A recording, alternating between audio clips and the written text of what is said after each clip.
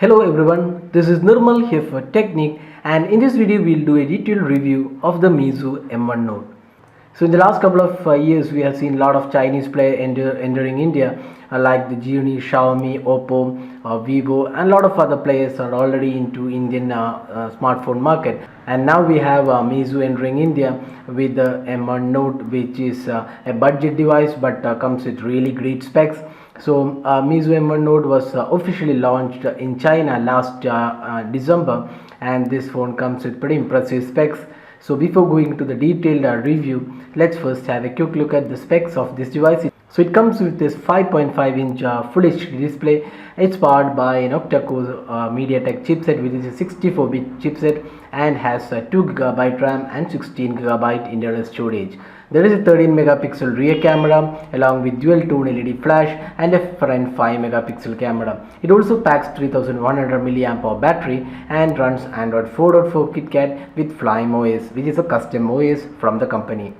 Now let's go into the detailed aspect of this device. So first step, let's see the design and build quality. So design wise, you can see the device has a lot of similarities with the Apple iPhone 5C, which was launched a couple of years back. You can see the curved rear panels, the colors, the glossy finishing. Even the colors look very much similar. We have the blue, green, pink as well as a white variant. So again the color combinations also look very similar. The Apple iPhone 5C had really great build quality, and that is even reflected in the Meizu M1 Note. This phone also comes with really great build quality. Even though this is a glossy finished rear panel, it's pretty good to hold, as well as it does give a pretty good grip even though it's a glossy panel. Now we can see the power and the volume keys are not really very conventional like the Android. You can see the volume keys on the left side, the power button is on the top, which is kind of awkward. You can also see the 3.5mm audio jack on the top. On the right side you can see the SIM tray. This is a dual SIM card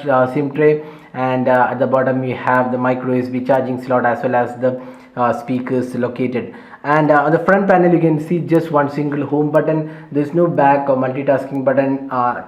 There is no button. Instead they are available on screen. You can just swipe for multitasking.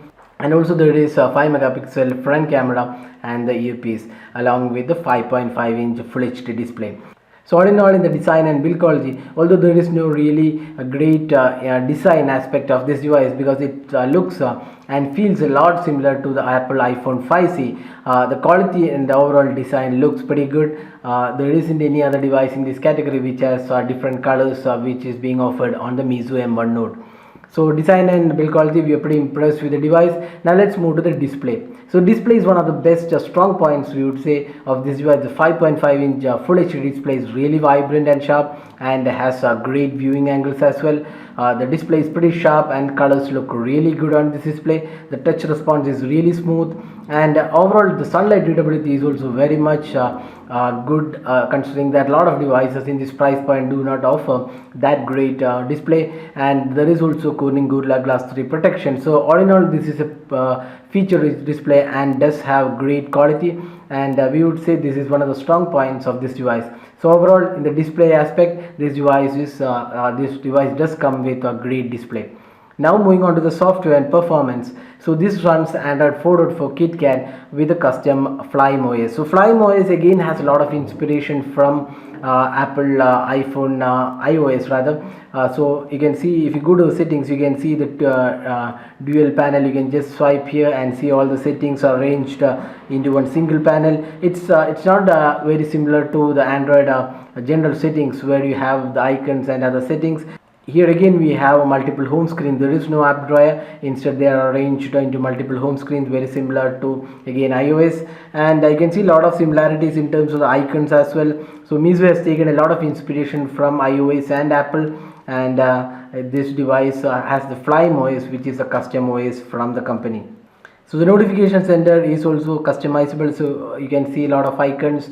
These are the quick toggles available, so you can again customize them and also rearrange. So software wise, although this is pretty good software, we would say it's a polished software, but feature wise we would say this is not really up to the mark of MIUI, which offers lots of additional features when compared to the Flyme OS. But having said that, the Flyme OS is pretty good in terms of the overall performance. There is no lag or issues. So overall it's a polished OS, and you can have customization in the form of themes and ringtones and other settings. You can change icons as well.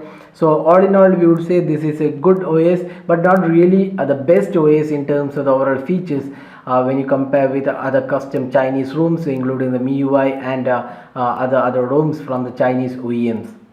Now talking about the performance, this device comes with 2GB RAM and powered by the MediaTek octa-core chipset, and the performance was really good. You can see the multitasking is very smooth, and the overall quality of the performance is good. The gaming performance again was really good because of the 5.5-inch Full HD display, but the disappointing aspect was that some of the games were not really playable on this device, like the Dead Trigger 2, which had issues, which was crashing. We are not really sure which all games have this issue, but for the games which was playable on this device, the performance was really top notch, and the graphic quality also was really good. So we can't say that the gaming performance is excellent, because some games do crash on this device. We are not really sure that's something related to the MediaTek chipset or the Flyme OS. So that was the performance side. Now the call quality was pretty good, but the disappointing aspect was the speaker volume. So the speaker, which is located at the bottom, the performance was very low. It was below average, we would say. The speaker performance was very poor. That's one disappointing aspect of this device.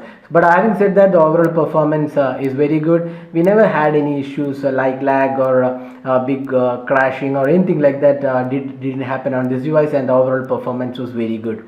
Now talking about the camera, so this device sports a 13 megapixel rear camera with dual LED flash. That's a dual tone LED flash, and the camera interface is very good. It's a simple and clutterless UI with lots of options. You can just swipe up and down to change the modes, and you can see this. We already done a review of this camera and found this camera is pretty good in terms of the overall clarity of photos. The daylight photos had really great quality. The color quality was also pretty good. The overall clarity of photos was pretty good. Even the 1080p recording was very good. Now the low light imaging capabilities was not really up to the mark, but having said that, we don't really see some great low light performance from cameras in this price point.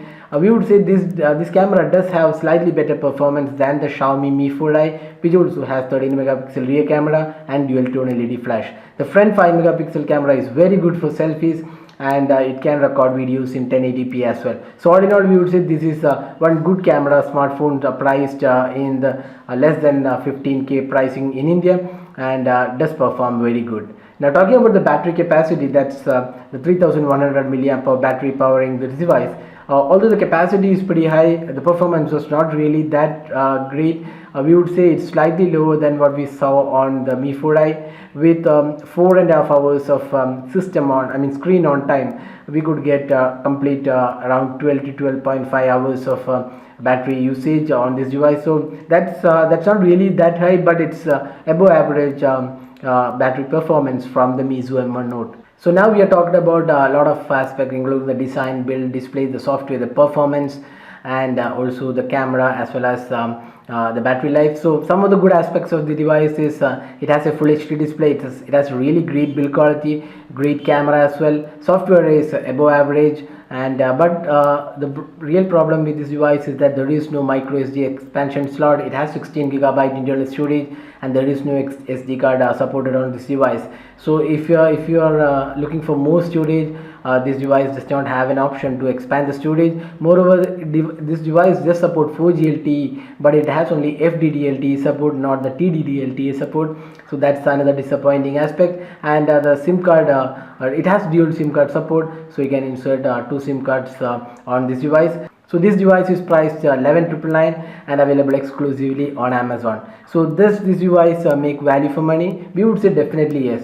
With great specs and great performance, we would say this device does make a lot of value for money, and the pricing is really spot on and gives the Mi 4i a great competition. But the disappointing aspect about this device, or rather an important aspect to consider about this device, is the after sales warranty. We don't have any clarity on the sales and warranty, the service and warranty of this device. We contacted Meizu, but we haven't got a solid response. Probably this is based on one service center approach, just like the Eureka. So we don't have real clarity on how this device is going to be serviced and repaired. So that's one thing we need to consider when you buy the device. So that was a detailed review of the Meizu M1 Note. Hope you like this video. If you have any queries, drop in a comment and we'll be glad to help you out with the queries. If you like this video, do hit the like button and also subscribe to our YouTube channel for more videos. Thanks for watching this video. Have a great day.